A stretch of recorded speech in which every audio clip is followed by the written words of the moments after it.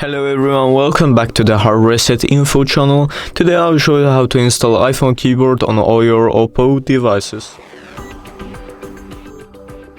Okay, so the first thing that you need to do, just click on the Play Store, then install the app called Green Apple Keyboard.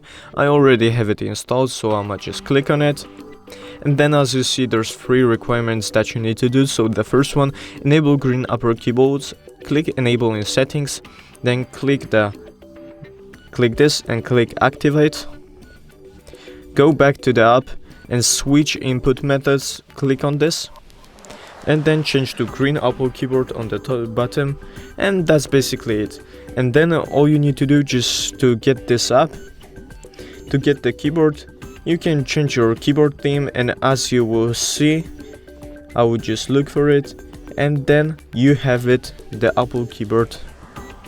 And that's basically it for the video, guys. I hope you guys enjoyed this video. Leave a like and subscribe, and see you guys in the next one.